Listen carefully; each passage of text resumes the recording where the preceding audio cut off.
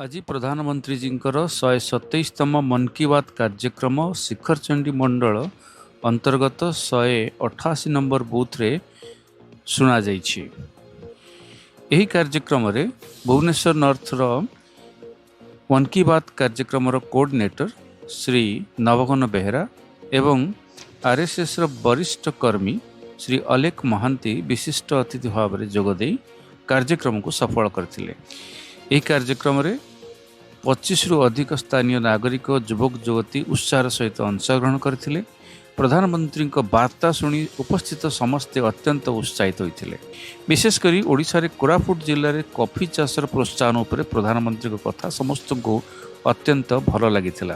यह ओडिशार कृषि और ग्रामीण अर्थनीति उच्चता देवाई एक बड़ उद्यम बोली समस्ते मंतव्य देइथिले। प्रधानमंत्री आहरी कहिथिले जे 15 नवेम्बर को भगवान बिरसा मुंडा का जन्म जयंती देशव्यापी जनजातीय गौरव दिवस भाव में पालन करा जिवो। बिरसा मुंडा 150तम जन्म जयंती सरकार विशेष कार्यक्रम आयोजन करने को निर्धारण करिसेंती। यह सहित 7 नवेम्बर रु राष्ट्रीय गीत वंदे मातरम 150तम वर्ष पालन आरंभ हेबो। बंकिम चंद्र चट्टोपाध्याय रचित यह गीत रे मातृभूमर सौंदर्य और शक्तिर चित्रण करा जायछि। प्रधानमंत्री नागरिक मानक यार मूल्यबोध को आगामी पीढ़ी को प्रदान करने को आह्वान जनाइथिले। विशिष्ट अतिथि अलेख महांती एवं नवघन बेहरा तांकर अभिभाषण कहिसेंती। श्रद्धेय प्रधानमंत्री मोदी जी कहिसेंती जे परिवेश को केमती सुरक्षा करंती।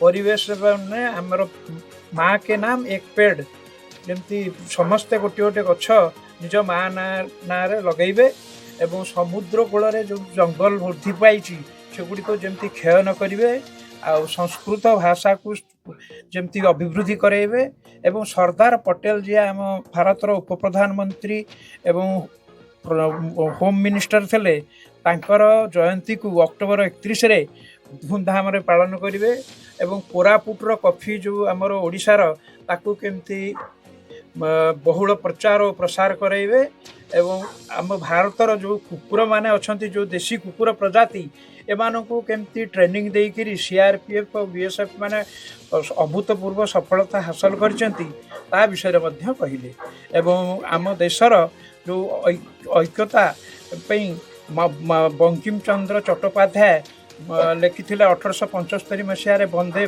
मातरम से गीत विषय में कहले तार जहाँकि 150 यशस्वी प्रधानमंत्री मन की बात प्रोग्राम को किभली भाव में बहुल भाव में गोटे रिभल्यूशन रे परिणत करूँ बोली आम नॉर्थ भुवनेश्वर लगिचु। आमर 269 बूथ उत्तर भुवनेश्वर 269 बूथ को कंप्लीट करूँ एवं समस्त जनमानस मोदी जी वार्ता को पहुँचबू से प्रयास आमर जारी रही एवं सबू एपिसोड रे आम प्रति एपिसोड रे किसी ना किसी बढ़ोतरी होउची।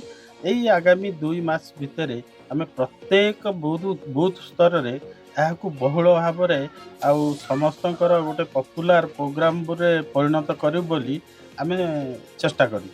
शेष में शिखरचंडी मंडल साधारण संपादक श्री बसंत कुमार त्रिपाठी कौन कहते शुणा। शिखरचंडी मंडल रे आज प्रधानमंत्री मन की बात कार्यक्रम आज यही धीरकुटी साई रे अनुष्ठित होती। आज आमर यही कार्यक्रम ये लगातार 4 मास हला आम कर आसुचु एवं मु शिखरचंडी मंडल मन की बात कोऑर्डिनेटर अच्छी। आमर आगामी लक्ष्य रोचे जे यही मन की बात कार्यक्रम को यही मंडल रे जो 44टी बूथ अच्छी से प्रत्येक बूथ स्तर में यही कार्यक्रम केमती हम एवं प्रधानमंत्री जो भली प्रेरणादायी वार्ता दौरान आमर प्रत्येक नागरिक ताकू जानतु एवं से अनुप्राणित होई आम देश को आगे को बढ़ाइबार जमती साहाय्य करंतु से आम निश्चित भाव में यही मन की बात कार्यक्रम को पॉपुलर करने उद्देश्य सारा बूथ रे आम करने चेष्टा कर।